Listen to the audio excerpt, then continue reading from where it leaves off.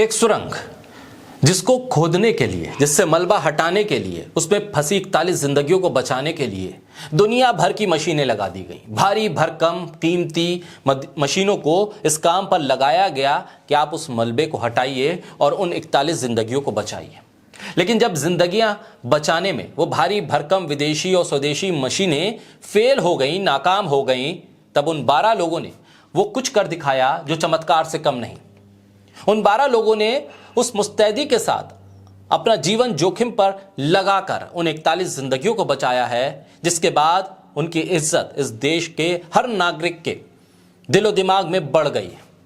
प्रशंसा हो रही है, मुबारकबाद दी जा रही है इन रेड माइनर्स को। बोलता हिंदुस्तान पर मैं हूं आपके साथ बिरजा शाकिर अली बेग। उत्तरकाशी के सिलक्यारा सुरंग में 17 दिन से फंसे 41 लोगों को बचा लिया गया। रेड माइनर्स की जरिए हुई मेहनत का नतीजा था, जिसकी प्रशंसा हो रही है।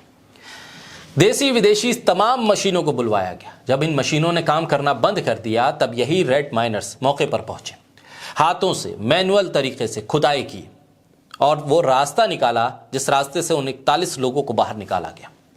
अत्याधुनिक तकनीक की भारी भरकम कीमत वाली मशीनों ने 17 दिन तक लंबा चौड़ा काम किया, लेकिन सब फेल हो गए। ऐसे हालात में रेड माइनर्स काम आए।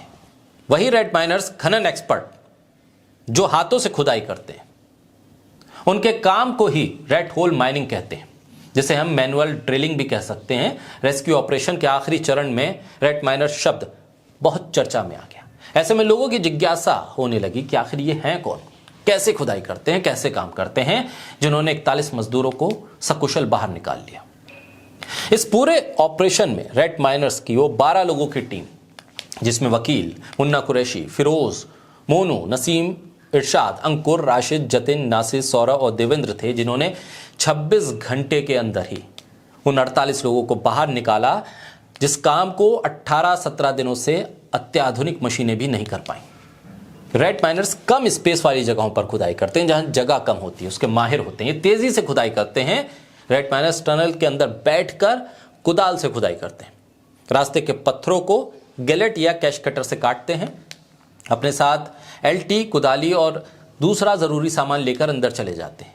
ये चूहे की तेजी के साथ खुदाई करते हैं, इसीलिए इन्हें रेड माइनर्स कहा जाता है। आखिरी चरण में ये 12 लोगों की टीम पहुंची थी, जिन्होंने एक एक करके उन 41 लोगों को निकाला। इनके जज्बे को लोग सलाम कर रहे हैं। 24 घंटे के अंदर सभी मजदूरों को बाहर निकाल लिया गया। जब से ये रेड माइनर्स पहुंचे थे, उन्होंने अपना काम शुरू किया। 24 घंटे उन्हें नहीं लगे, उन्होंने इन रेड माइनर्स के जरिए 41 लोग बाहर आ गए। जबकि 17-16 दिन से भारी भरकम मशीनें, विदेश से आने वाले तमाम वैज्ञानिक, इंजीनियर लगे हुए थे, लेकिन काम नहीं हो पा रहा था।